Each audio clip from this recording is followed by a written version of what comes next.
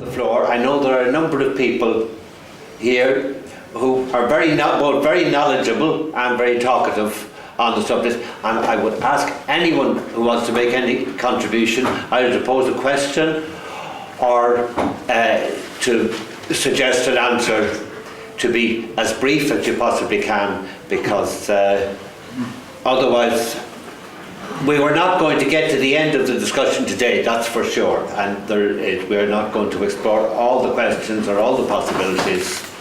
And so I would ask anybody who has a contribution to make to be as brief as possible. Yeah, I think you start, and then Tig, and then Roy. Tig with the next one. I would ask Kerry a question, and you mentioned there in a sentence, sustainable development is economic imperialism. Yep. And with the Rio plus 20 just about to happen, I just wonder if you any hopes of what might come out of there, because from my personal experience, the Rio in 1992 was a great energizer for me as I went around the schools, because it was taking our power back and going to the schools and bringing up a lot of what Alberto had. I used in the schools as well, and very clever thinking came from young students. So it was a real energizer for me until that was from 92 to 97, and then of course Finn Fall came to power and totally destroyed everything possible. So all what we would have built up in our group down in Portlaoise would have been undermined from there on, because that rampant consumerism came in, the open cycle of waste and all that totally went crazy then. So I just wonder, with the Rio plus 20, and you mentioned that it was economic imperialism, so will that still rule in a week's time or when it will happen? You spoke about solutions, right? I'm a community activist. I lived in the north of England for a number of years, and I've come back to live in Ireland. I think one of the solutions I found for myself as a socialist, I don't profess to be a communist, but I'm a socialist, was that I had to lead by example. And if I was professing something to somebody and asking them to do something, I needed to be doing it myself.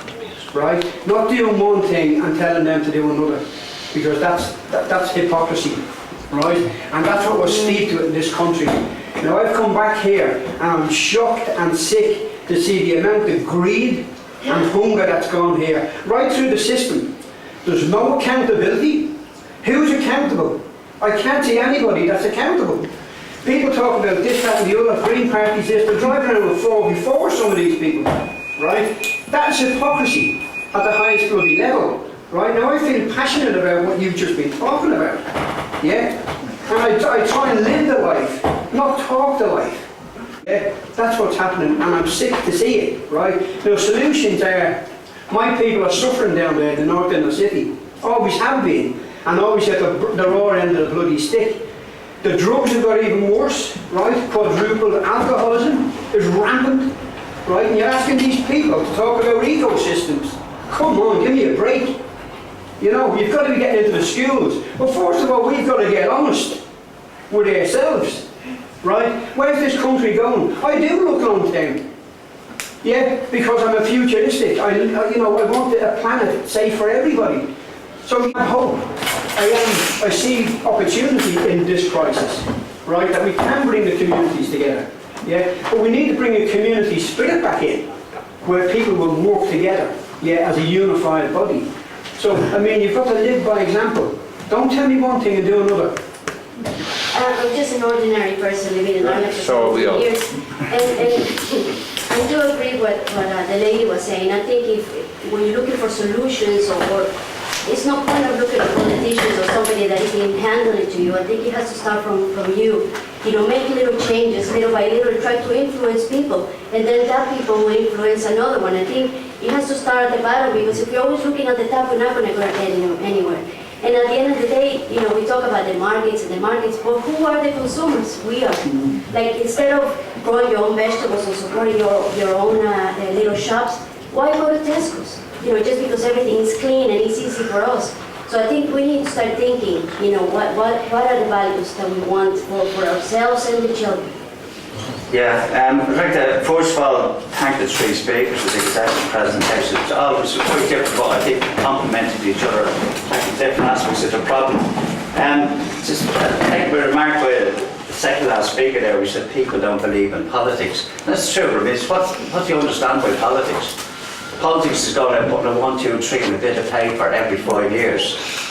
Anybody thinks, there's nobody beyond 3 years of age that thinks that has the potential to change the planet. See how cliche goes, if it changed anything, to make it illegal. Yeah. So I mean, thinking of that as politics is nonsense, and we may rail about it, and I'm not suggesting anybody in this room does. We could rail about hypocrisy, the cows come home, but it ain't going to change. You have to identify what are the problems, what are the obstacles, and what are the stumbling blocks. Reference earlier to Marx and Lenin, the about Lenin, he knew a thing or two about changing societies. He used to say, you look at any complex situation, the question to ask yourself is who stands to gain? And I mean, that's it, we have to look, there's contradiction everywhere in society. You have to look and say, who stands to gain? When somebody's telling you a particular story, who stands to gain and what are the interests? I mean, question about the Green Movement, I would be very critical, while I support the principle of the Green Movement, I would be very critical of what has happened to the Green Movement across Europe.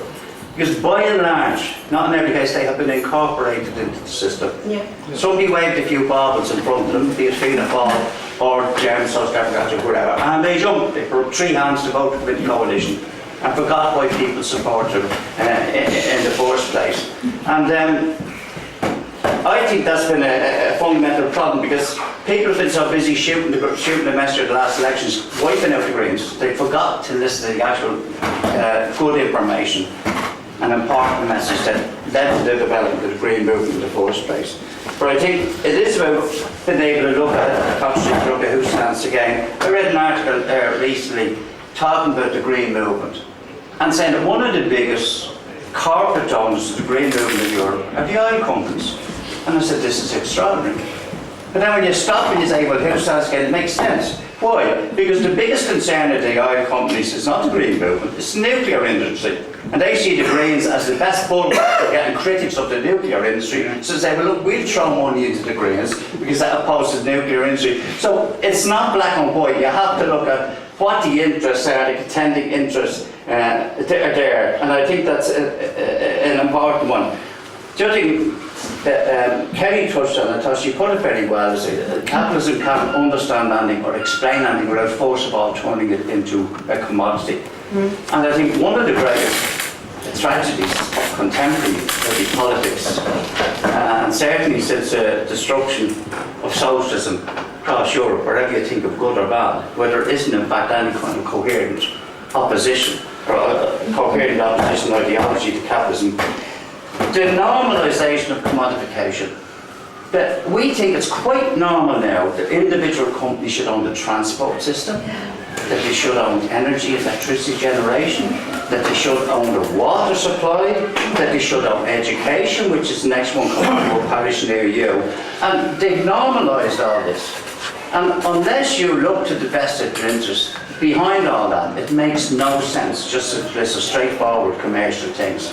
But I mean, to finish where I started, I think the great weakness of the Green Movement has been having reached a stage where they confronted the issues and said the problem here is rampant capitalism. Having got to that stage, they then chickened it.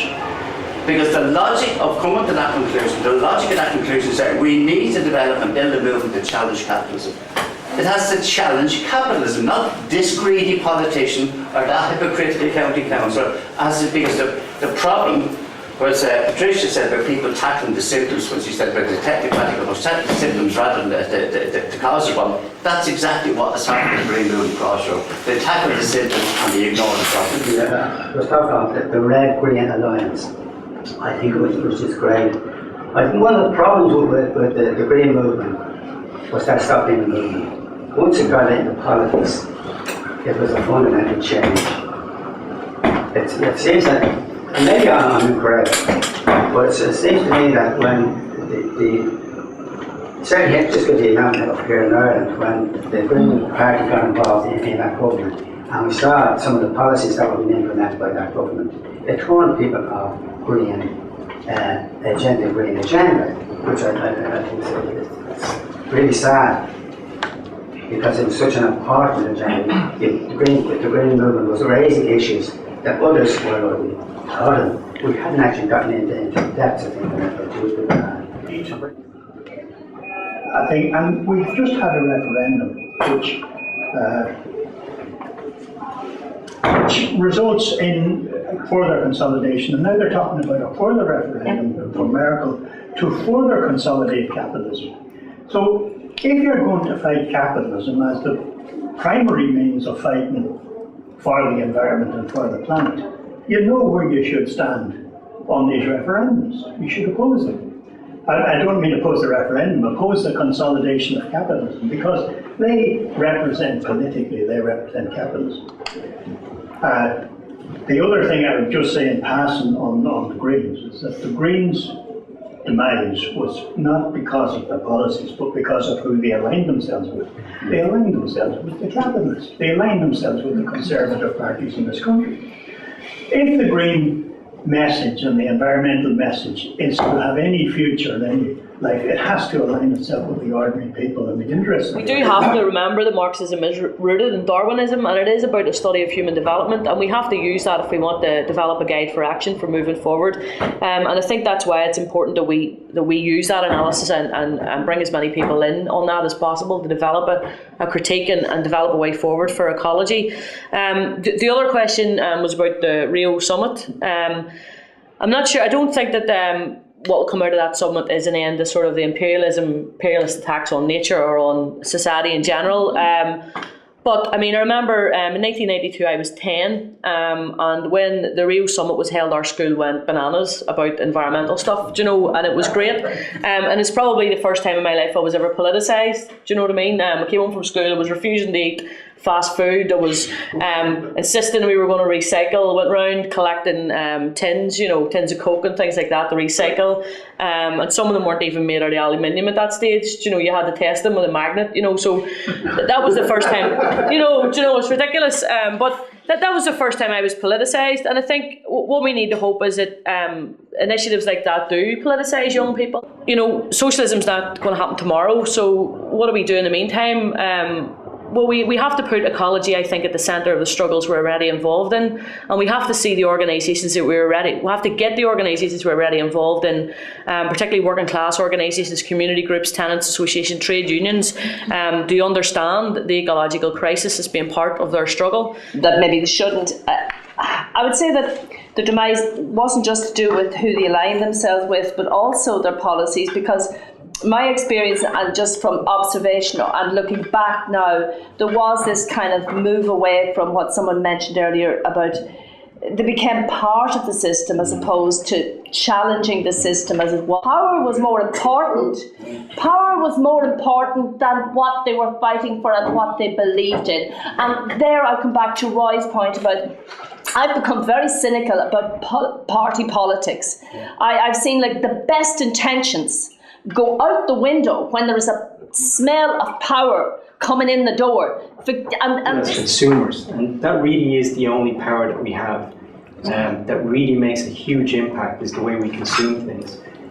It's every time we buy something, it's like voting, you know, voting for something. So when we start changing our ethics and, you know, self-reliance, you know, buying locally, if we have to buy in a place like Tesco's, you know, there's organic, fair trade, all these things, and that sends a really clear message to, you know, to the ones who produce these things, because suddenly they're not making a profit from these cheap GM foods, or it just empowers us to make those decisions, you know, because we're not reliant anymore on this centralized system. That's the main thing really, is just to focus on that. For people who